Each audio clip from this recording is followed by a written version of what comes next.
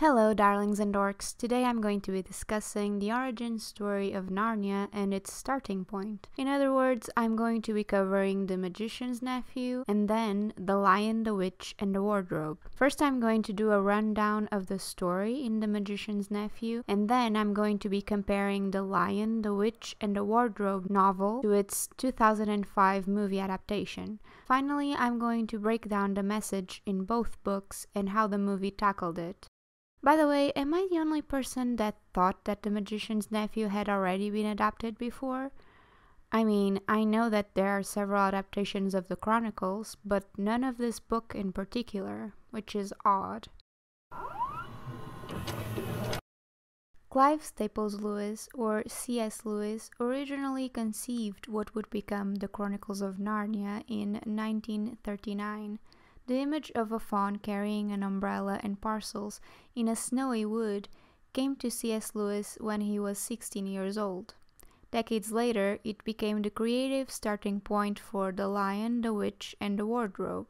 He published the 7 Chronicles of Narnia books between 1950 and 1956. The publication order is as it follows. However, then we have the chronological order, which is where the opinions are divided. Nobody really knows where to place The Magician's Nephew and The Horse and His Boy. After having read the first 2 books, I can see why they made this the suggested order, at least for those 2, but once I have finished the whole series, I'll have a better formed opinion by then. Lewis had authored a number of Christian-themed literary works before writing the Narnia books, and Aslan, a central figure throughout the books, is widely theorized as being based on Jesus Christ. Here are some instances that I found in both books, but mostly in The Magician's Nephew, that could support this theory. Furthermore, the Chronicles have a large Christian following. However, some Christians object that the Chronicles promote soft-sell paganism and occultism. According to the author of the books, there was nothing Christian about the initial inspiration for Narnia.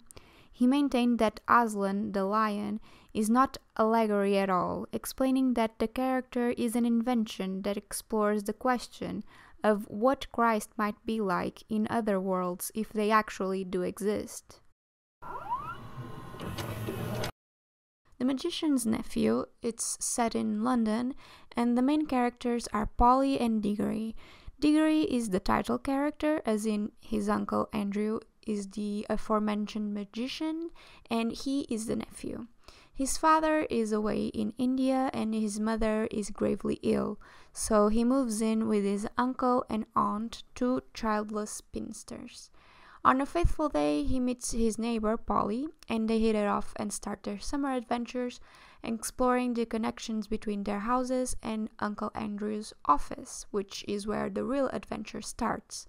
This book tells us the actual beginning of Narnia and some of the witch's backstory, and it also provides the origin for the lamppost and the wardrobe, which is very interesting actually. This is also a shameless plug for you to watch the rest of the video. The Lion, the Witch, and the Wardrobe. I mean, if you haven't seen the movie, where have you been? This book tells us the story of 4 siblings, Peter, Susan, Edmund, and Lucy, that are sent away from their home. This story happens during the Second World War. To avoid the bombings, they leave central London and go to the countryside, and there they find a magical wardrobe. And that's where the real adventure into Narnia begins.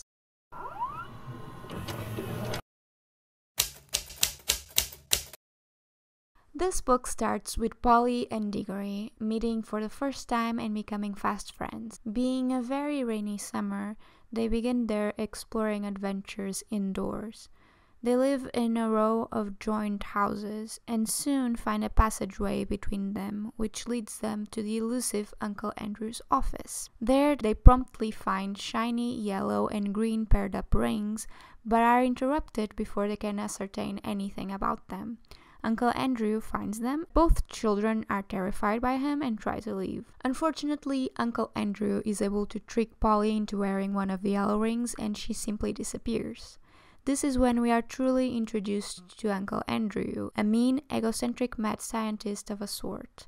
He believes he knows more than everyone else. In Diggory's own words, all it means is that he thinks he can do anything he likes to get anything he wants. After tricking Polly, he basically threatens and blackmails his own nephew into keeping quiet and to go after Polly. This whole convo between the two just exposes Uncle Andrew's ugly personality. He thusly explains how there's another world and how his actual fairy godmother, left him a box in her will, a box that came from Atlantis and that contained dust. Got it! Look what I got. I got a jar of dirt, I got a jar of dirt, and guess what's inside it? Which came from another universe altogether. That's what the rings are made out of. He did experiments with an actual guinea pig, sending it to this other world, but for it to never come back. After all, it was a guinea pig. The rings work through skin contact. The yellow ones send you away to this other universe, and the green ones bring you back into our world, in this case England, according to Uncle Andrew.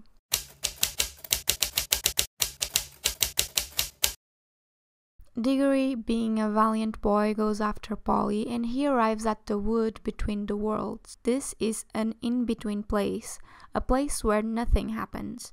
It is very much like the space between their houses, the tunnel that is nowhere but that can get you into any house.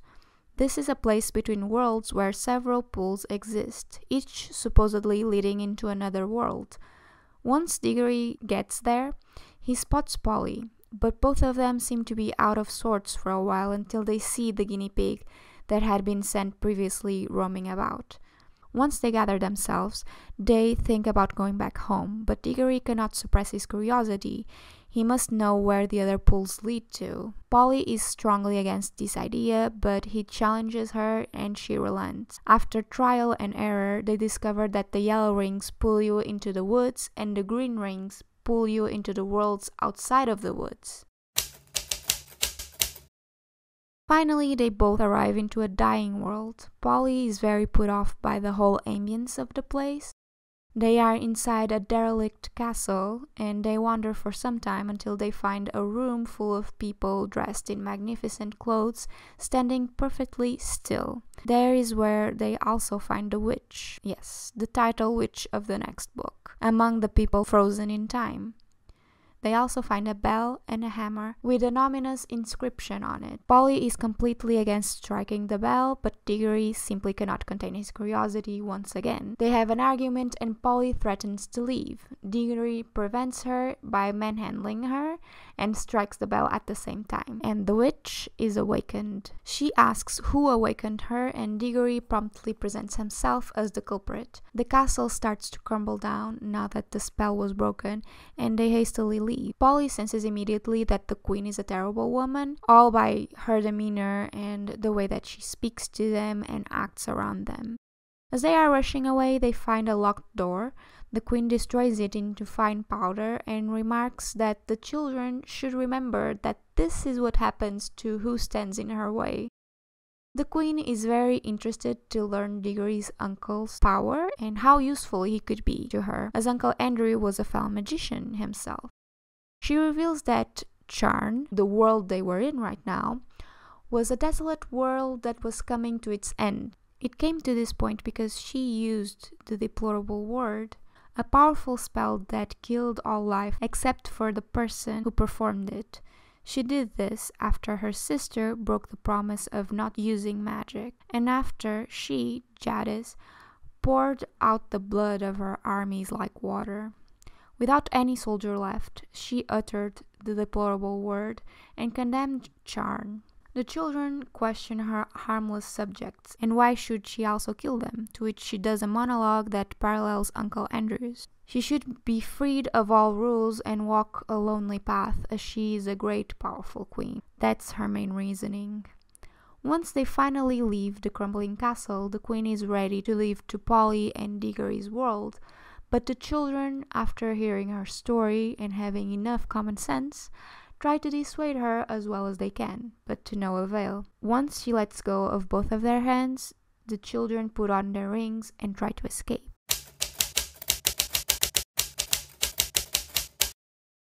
Back in the forest, they noticed that she was able to follow them by grabbing Polly by the hair, which proved another thing that Uncle Andrew didn't know about the rings. You can also travel as long as you touch someone that is touching one of those rings. They noticed how the queen looked sickly and seemed to be stifled by the forest. She even remarks that this place is killing her.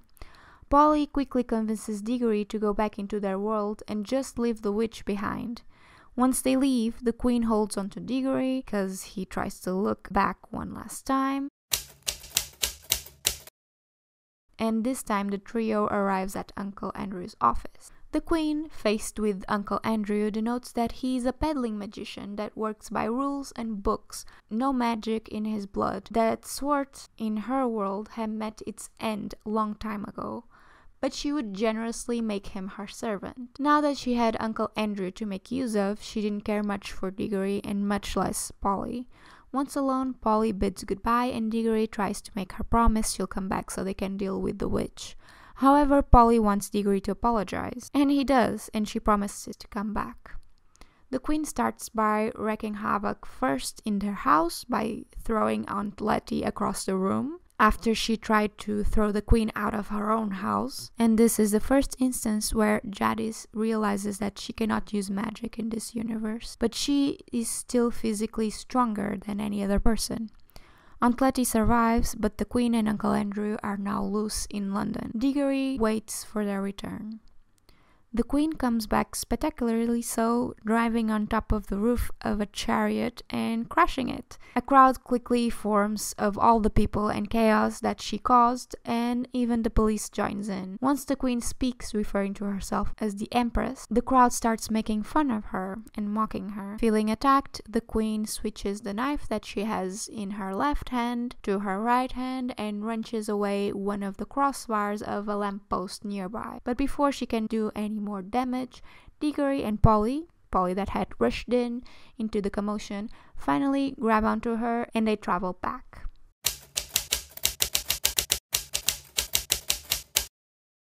Once again in the forest, they discover that they did not only bring the queen, but also the horse that she was riding, the cabbie that cared for the horse and the carriage, and lastly, Uncle Andrew. In there, they take little time hopping into one of the pools and touching one of the green rings and transporting the whole party.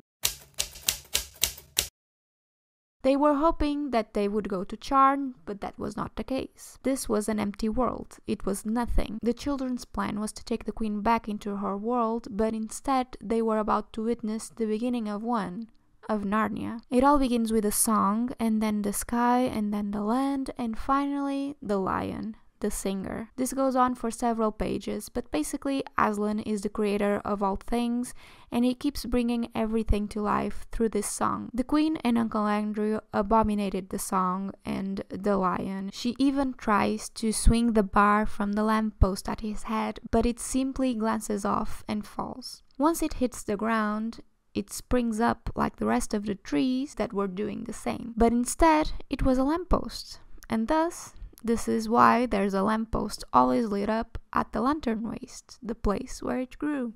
Uncle Andrew kept trying to flee back into England, but Diggory wouldn't permit it.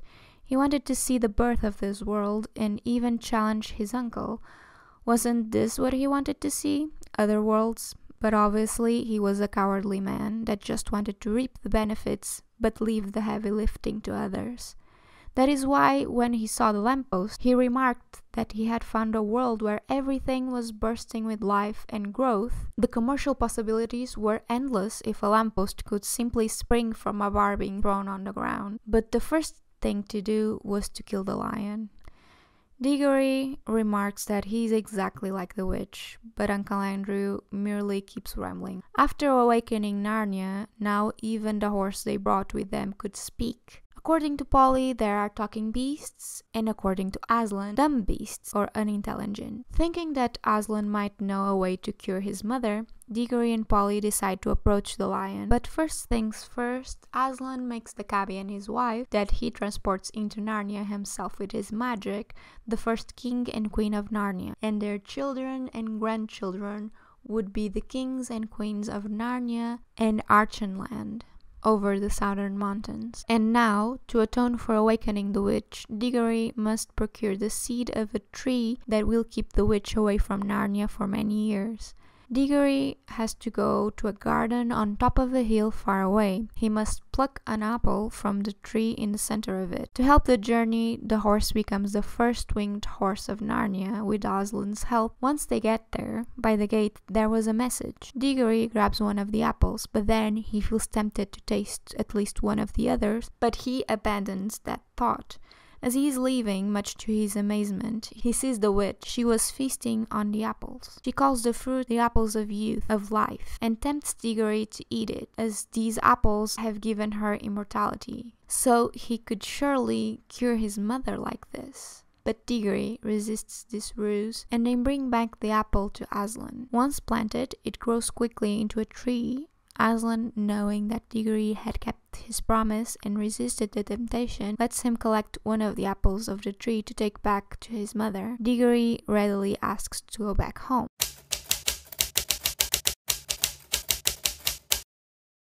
Aslan transports into the forest Polly, Diggory, and Uncle Andrew, that had suffered his own karma at the hands of the talking animals, whilst Polly and Diggory went to get the apple. They could see now that the pull for the world of Charn did not exist anymore. It was gone, just like that world.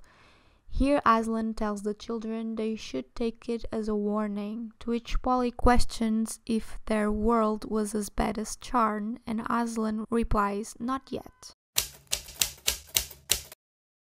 Back in London, Uncle Andrew races to his room and closes himself inside. Diggory asks Polly to get all the rings from Uncle Andrew's office, and he goes to his mother's bedroom, apple in hand. His mother eats the apple, and then she falls into a gentle sleep. Next morning, the doctor remarks on the miraculous recovery of Diggory's mother. Diggory and Polly plant the core of the apple in the back of the garden and bury all the rings in a circle around it. And then a flurry of good news keep coming. His father was coming back from India and was now rich, as his great uncle had died and left him everything. And now he could retire, and him and Diggory's mother and Diggory could live happily in a country house altogether. The tree which Polly and Diggory planted along with the rings grew with the passing of the years, and during a great storm it falls down. Diggory, now a professor, Professor Kirk, and a great traveler, he did not want to have it simply chopped for firewood, so a wardrobe was made. And that's a story for the second book. Our second story starts with Peter, Susan, Edmund, and Lucy being sent away from London because of the air raids and into the house of an old professor. The professor is very old and unmarried and lives only with a housekeeper and 3 servants, a la rich British countryman. All the children quickly like him, and he rarely shows up in the story. The movie really hams it in with this war setting, going into full detail, even a bit too much, while the book really only mentions this in the first opening sentence, and that's it. But I guess the movie company wanted their 2.5 hours. The siblings' interactions are very spot on, especially when they are just bickering, and because they are in a new place without their parents, there's clearly a power struggle amongst them. Speaking of parents, they hardly ever mention them. In the movie, they show the mother and the father is either dead or fighting. It's not really explained. Their adventure truly begins during a rainy day, much like the previous book, when the children decide to explore the spacious old house.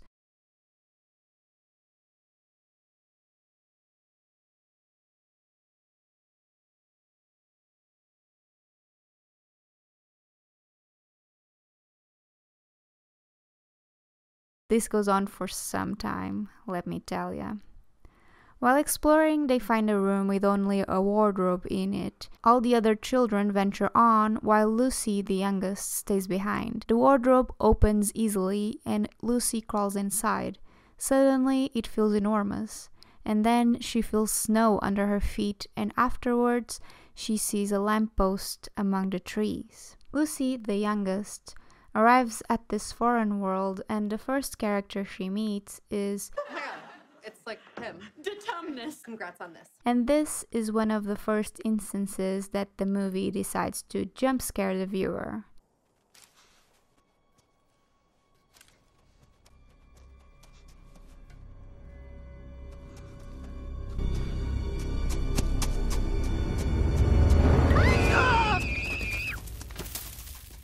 We are also treated to a 10-year-old Georgie Henley acting chops. I'm not a dwarf. I'm a girl. And actually, I'm tallest in my class. Mr. Tumnus is exceedingly friendly towards her, and they both end up having tea at his house. A major difference between the movie scene and the book is that Mr. Tumnus's song is just a song and there's no magic dancing flames. I think the movie adaptation of that scene is really well done. Instead of having the character blabbing for a few minutes, they actually made it more visually appealing. And Lucy also falls asleep in the movie, which makes more sense for the scene overall. Anyways, he ends up confessing that he had alerted the White Witch about Lucy. He tells her that she's the one that has Narnia under her thumb and under a constant winter, but never Christmas. Mr. Tumnus ends up going back on his plan of kidnapping Lucy and helps her return to the lamppost. Back home, Lucy thinks that several hours have passed, so she runs to her siblings and tells them that she's alright, that she's back. However, everybody is confused. According to Susan, they had all just come out of that room just a moment ago. Peter excuses Lucy, thinking that she's just making up a story to pass her time, but Lucy insists that she has visited another place when she went through the wardrobe. The siblings go in to check on it, but it's just a normal wardrobe with a very real back to it. Because nobody believed her, Lucy was very sad for the next few days. They play hide and seek again, and Lucy decides to use the wardrobe once more, but this time Edmund, the second youngest, sees her going in and decides to follow her to tease her some more about her imaginary country. Yes, Edmund is also a little twerp in the book towards Lucy. In the movie, Lucy actually decides to try to go back by herself in the middle of the night. It's not by chance, which is an interesting choice. I believe in the movie they really tried to show off Lucy as a brave, fearless character. Edmund tries to find Lucy and apologize, but he was surprised by a sledge drawn by 2 reindeer, and it was a dwarf driving the sledge, and behind him a very tall woman, face very white, proud and stern, and wearing a gold crown and holding a gold wand. She presents herself as the Queen of Narnia and quickly realizes that he is a son of Adam. She also changes her whole demeanor once she knows this, being openly friendly towards him at once, not suspicious at all. And this is where a very polarizing scene happens. The Turkish delight scene. In this scene, the Queen and Edmund have a conversation where she interrogates him about his siblings and offers him Turkish delight, which I didn't know what it was, but now that I do, I'm not tempted by it. And she convinces him to bring his siblings to her by promising more of that delicacy. This is a very controversial scene in the movie because they literally made it look like a child decided to sell off their siblings for candy.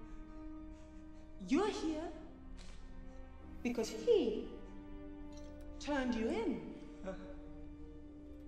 for sweeties. Betrayal.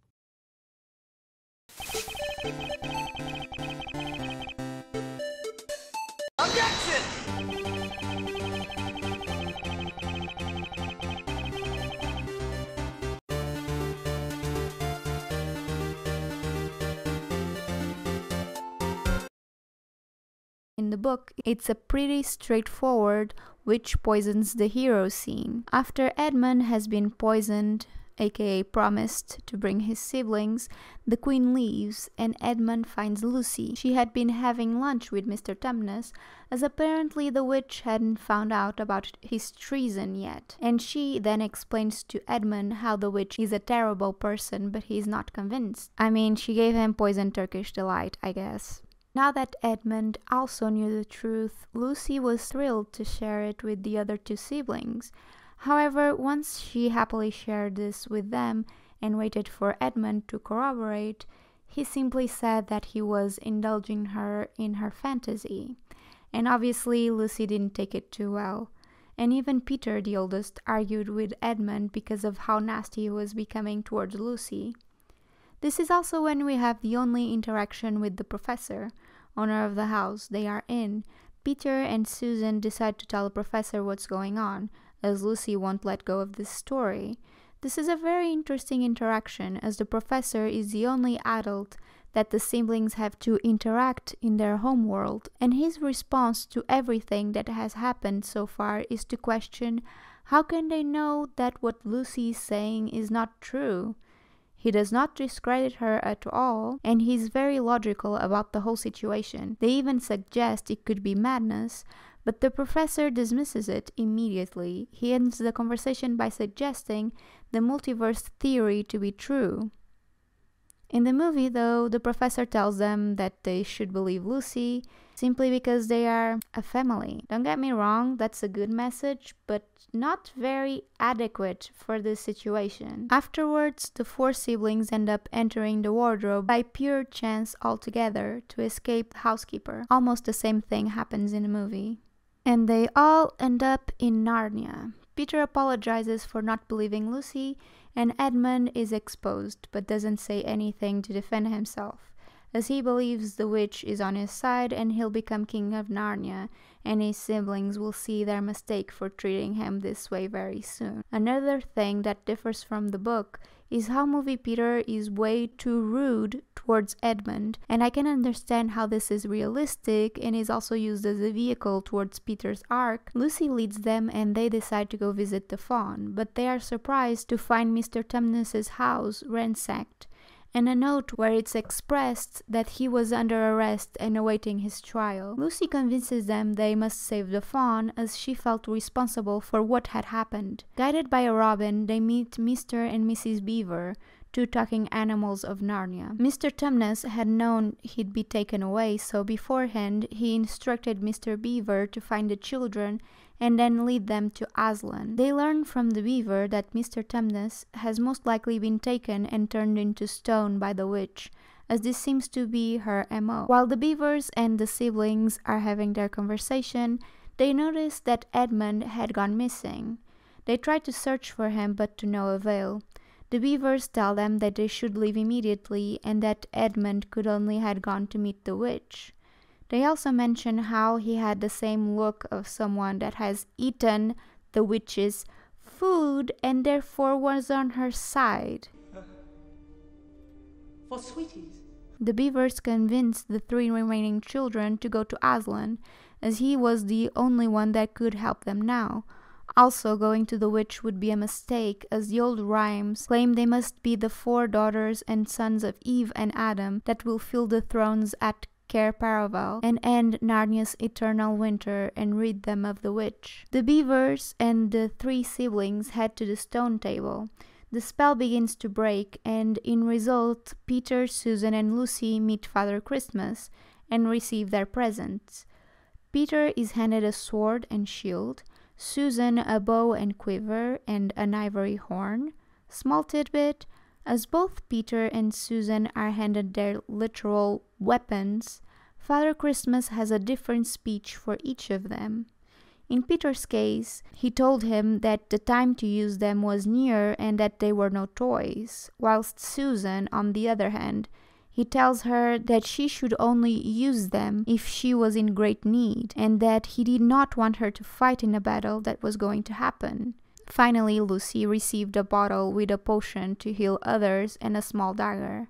And Father Christmas repeats the same he told Susan, but now in relation to Lucy's dagger, she should only use it in great need and she also wouldn't fight. The thing is, Lucy asks why and even tells him that she thinks she's brave enough for it, but Father Christmas tells her that it's not a question of bravery. His reasoning is that battles are ugly when women fight. And that's how you know this was written in 1949. In the movie, they had the good sense to alter the scene. Hope you never have to use it. Thank you, sir. But I think I could be brave enough. I'm sure you could. Battles are ugly affairs. Perfection. They finally reach the stone table and meet Aslan. Lucy and Susan are attacked by a wolf, and Peter has his first kill, and he's knighted by Aslan. He's the only one that becomes a knight, which goes to show that his character arc is all about his passage into maturity. Back to Edmund, the witch is quite angry once he turns out alone in her castle, but he tells her where his siblings are. The witch orders for her sledge to be readied immediately. His time with the queen makes him miserable. She finally starts to show her true colors. In the movie, there are two instances that do not happen in the book. The first of which is that Edmund is put in jail and he meets Mr. Tumnus there. The witch interrogates Edmund, and when he's about to tell her Aslan's location, Mr. Tumnus intervenes, and the witch ends up turning him into stone in front of Edmund. It is also the first time that Edmund is outed as a traitor. The other situation is with Mr. Fox. This character's role was dramatically changed and extended greatly in the movie. In the book, he only has a brief scene. He's one of the only Narnians to openly oppose the witch, and he's also the first creature that Edmund tries to protect besides himself. These two instances shows us that Edmund pities the Narnians and wants to save them as he stops trusting the queen. In the movie, Edmund is brought back by the centaurs. In the book, Aslan himself goes back to get him from the witch, just as she's preparing herself to kill him. Now at the stone table, without Edmund by her side, the witch requests an audience with Aslan. Here she tells them they have a traitor amongst themselves, Edmund, and questions if Aslan hasn't forgotten the deep magic. Do not cite the deep magic to me, witch. I was there when it was written. Here's another big difference. This great quote from the movie doesn't exist in the book. In the book, Aslan plays dumb and lets the witch explain the deep magic. In short, the witch has the right to kill all the traitors, and if she does not have her kill, Narnia will be destroyed by fire and water. Here they mention a great emperor beyond the sea, and that the deep magic is his magic. And even Aslan cannot defeat it. This is not mentioned in the movie. Aslan and the witch leave the crowd and have a conversation alone. Aslan promises something to the witch that is not yet revealed, and she leaves. Aslan's mood changes drastically after that. He seems sad after what went on. In the movie, they added a scene in which Peter tells the other three to go back home, but Edmund is the one that convinces them to stay. He now also wants to help Narnia. During the night, Lucy and Susan cannot sleep. They get up and find Aslan and ask if they can keep him company. He agrees and they follow him. They go to the stone table, where a great crowd has gathered. Aslan asks Susan and Lucy to hang back.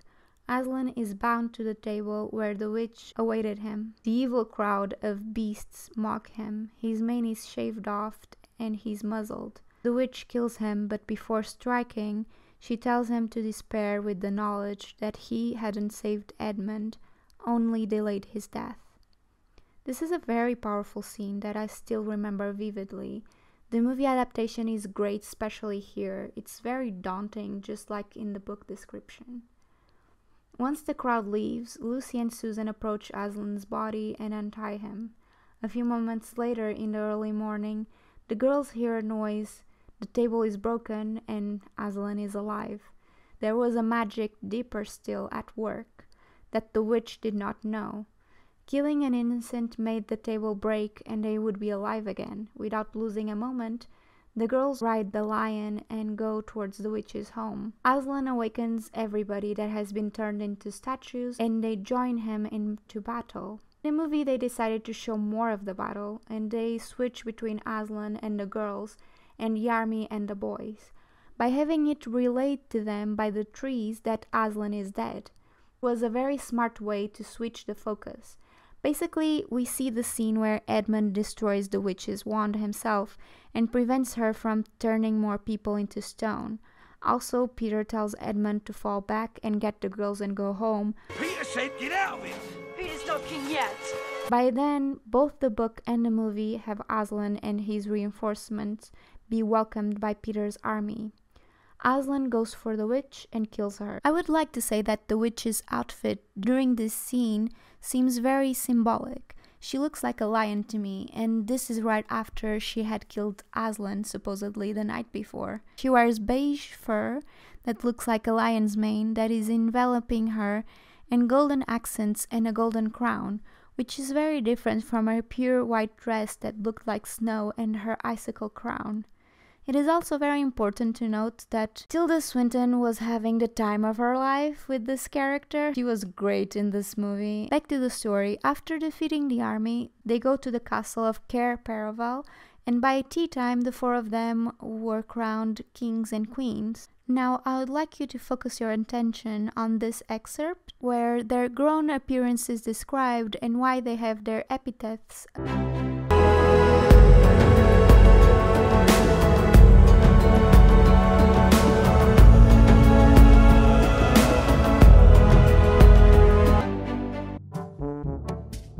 During the feast for their crowning, Aslan slipped away, as he's not tied down to Narnia and has other places to visit. They actually turned this part of the book into a conversation between Lucy and Mr. Tumnus in the movie. These four monarchs ruled Narnia well for many years. One day during their hunt of the fabled white stag, they find the lamppost again and start remembering their old life, and they traverse back into our world. They get back into the same day and hour as when they had gone through the wardrobe. They decide to explain to the professor why 4 coats were missing from the wardrobe, and the professor enlightens them, telling them that they won't get back to Narnia through this route again. He also advises them that when they get back to Narnia, it will be when they are not looking for it. I think the 2005 movie is a pretty great adaptation of the book. They really almost followed everything in the book to a T. Other small details that are not referenced in the book are their surname and where they are from. I'm Lucy Pevensey. Lucy Pevensey. Lucy Pevensey. We're from Finchley. Peter Pevensey, formerly of Finchley. Eva also mentioned that you planned on turning him into a hat. Because Professor Kirk was already referenced in The Magician's Nephew, supposedly this is Diggory all grown up, but again, in The Lion, the Witch and the Wardrobe, he's only called the Professor. In the movie, all 4 Pevenseys went through a major character arc. Peter's coming of age, Edmund's treason and forgiveness, and learning to care for others, while Lucy is straight up a bad. Yes, she is a bitch. B-I-C-T-H. And then Susan learning how to have fun. While in the book, I could honestly tell Edmund's arc and also bits of Peter's arc, which were the same as in the movie, Lucy and Susan didn't seem to change much at the end of their adventure. All in all, the changes that were done seemed warranted and they also served a purpose. All except for this.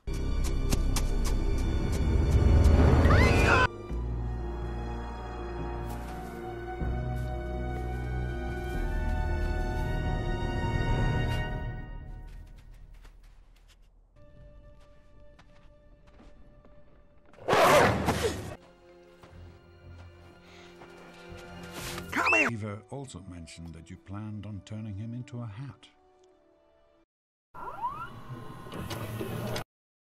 The Lion, the Witch and the Wardrobe was clearly meant to be a standalone. The Magician's Nephew should be read after The Lion, the Witch and the Wardrobe, in my opinion, because The Lion, the Witch and the Wardrobe has a much simpler tone to it, and you get to meet Narnia for the first time there. So it makes The Magician's Nephew much more magical and more worth it. It makes you discover the origins of a place you already fell in love with in The Lion, the Witch and the Wardrobe. I love both books, and I think any qualms I had about either of them I've already discussed through the video. TLDR, when I started to actually becoming a serious reader, the first ever collection that I finished was the Harry Potter series. And as soon as I finished it, I knew I needed another full-on collection of a new world to visit in several books. And that's when I read the Chronicles of Narnia for the first time. That being said, I know how the series ends, but I have very little idea of how we get there.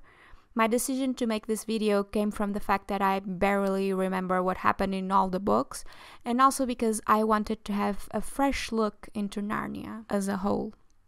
Let me know down in the comments which is your favorite book of the two, and do you think there will be a Netflix adaptation of the series? Be kind and have a nice day. Goodbye.